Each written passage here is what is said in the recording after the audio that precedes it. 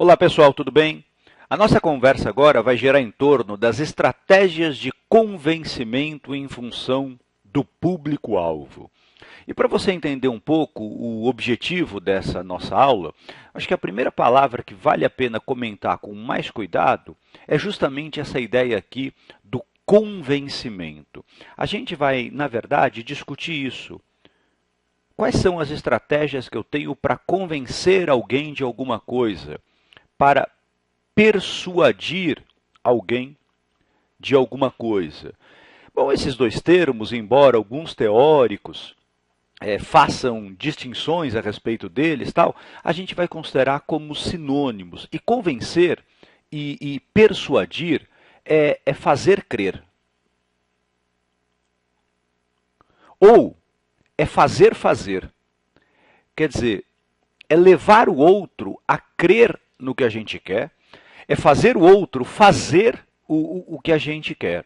E como é que eu consigo, justamente, convencer o outro, persuadir o outro? Ora, existem diversas estratégias catalogadas, estratégias linguísticas, discursivas, para obter esse efeito de convencimento. Mas, basicamente, o que a gente queria discutir aqui é que, muitas vezes, para se convencer, para se persuadir, é necessário conhecer as características do meu público-alvo, ou seja, daquele a quem eu quero convencer, daquele a quem eu quero persuadir. Por quê? Porque muitas vezes um texto pode não obter esse efeito de persuasão e de convencimento justamente porque ele acaba não atingindo o público-alvo ou porque ele não respeita as características desse público-alvo. Ora, essa discussão aqui ela pode ser muito útil, muito fértil, por exemplo, para o terreno da propaganda. Quando eu quero vender um produto, quando eu quero anunciar um serviço, eu tenho que saber com muita precisão quem é o meu público-alvo. Por quê? Porque senão eu corro o risco de fazer uma ótima propaganda que não vai ter o efeito esperado. Então, por exemplo, vamos imaginar uma propaganda de sapatos de salto alto.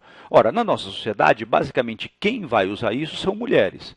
Se o meu público-alvo é um público-alvo feminino, convém que eu veicule essa propaganda, por exemplo, numa revista feminina, não numa revista masculina, não no intervalo, sei lá, de um desenho voltado para crianças. Por quê? Porque a propaganda pode ser espetacular. Se ela não chegar ao público-alvo, ela não vai convencer ninguém. Agora, além disso, eu tenho que saber qual é o preço, digamos, desse meu sapato, para ver se essa revista feminina traz leitoras que tenham esse poder de compra. Isso significa dizer que não existem estratégias de convencimento que funcionem sempre para todo mundo. De alguma forma, eu tenho que conhecer essas características do público-alvo para que o meu texto seja um texto mais eficiente. Pois bem, existem muitos teóricos que já se debruçaram, então, sobre essa questão do público-alvo. E muitos teóricos preferem usar o termo auditório para discutir um pouquinho melhor quem é o interlocutor dos textos. Pois bem, esse termo auditório, que é um termo emprestado lá da retórica antiga, ele é muito usado por um linguista, um estudioso moderno da retórica chamado Chaim Perelman. E o Perelman fala uma coisa bem interessante a respeito do auditório. Ele diz que, basicamente, existem dois tipos de auditório.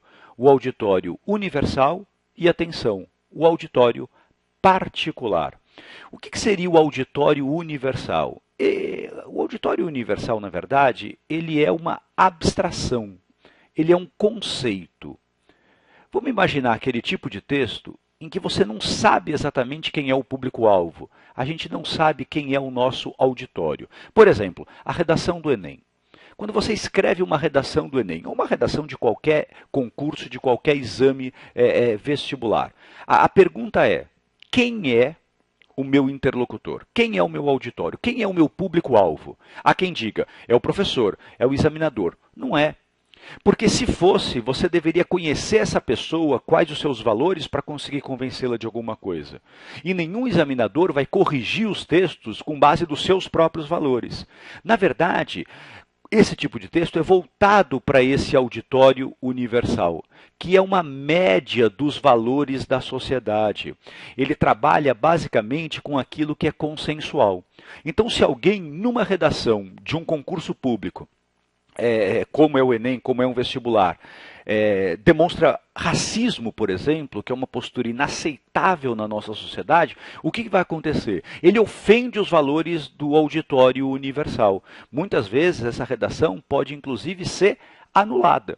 Então, quando a gente não conhece, digamos assim, as especificidades do público-alvo, a gente imagina que a gente está escrevendo para esse tal auditório universal. Pois bem, mas existem muitos casos em que a gente escreve para um auditório que é um auditório particular. E esse auditório particular pode ser diferente do auditório universal. O auditório particular pressupõe uma especificidade. É um público-alvo específico.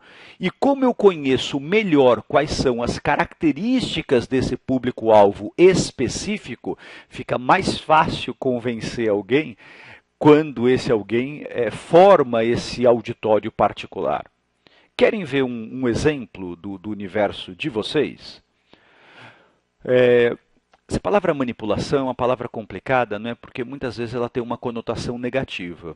Mas existe um grupo de pesquisadores franceses, liderados pelo professor Greimas, que propôs esse conceito de manipulação nos anos 80 com um sentido de convencimento, tá? Então vamos entender estratégias de manipulação como estratégias de convencimento. Pois bem, o que o Greimas dizia é que basicamente há duas grandes estratégias de manipulação. Ou eu manipulo alguém pelo poder, ou eu manipulo alguém pelo saber. Manipular pelo poder significa, como eu tenho mais poder do que a outra pessoa, eu consigo convencê-la de alguma coisa. Manipular pelo saber, como eu tenho mais conhecimento do que essa pessoa, eu consigo manipulá-la pelo conhecimento. Se você não tem nem mais poder, nem mais conhecimento do que o outro, fica difícil manipular, fica difícil convencer. Bom, a manipulação pelo poder se subdivide em tentação e intimidação. A manipulação pelo saber se subdivide em sedução e provocação. Olha, vamos tentar entender isso um pouquinho melhor. Eu posso dizer que tentar alguém é oferecer um prêmio. Intimidar alguém é um castigo. Seduzir alguém, no sentido linguístico, é fazer um elogio. Provocar é fazer uma crítica. Não são as únicas estratégias de manipulação que existem, e eu não acho que você precisa se preocupar com os nomes. É só uma exemplificação que eu estou usando aqui. Imagine então que um professor precisa convencer um aluno a estudar. Ele pode convencer, ele pode manipular por tentação. Se você estudar, você vai ser aprovado.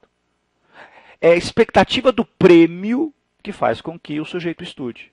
Mas ele pode dizer também, olha, se você não estudar, você vai ser reprovado. Olha, ameaçar com castigo é uma outra estratégia análoga da tentação. E, da mesma forma, o aluno acaba estudando. Seduzir é elogiar. Então eu digo, nossa, você é um menino tão inteligente, eu tenho certeza de que você vai ter bom resultado nessa prova. Como todo mundo gosta de ser elogiado, a pessoa estuda para ser merecedora desse elogio. E, finalmente, a provocação. A provocação que funciona, às vezes, é dizer, nossa, a prova vai estar muito difícil, eu duvido que alguém consiga um bom resultado. E a pessoa estuda justamente para não ser merecedor daquela crítica. Isso mostra, então, que cada uma dessas estratégias pode funcionar. Agora, tem público-alvo que talvez renda melhor quando sofre tentação. Outros com intimidação, outros com sedução, outros com provocação. O que é importante é escolher a estratégia que seja compatível com aquele público-alvo. Ok? Vamos fazer exercício, pessoal?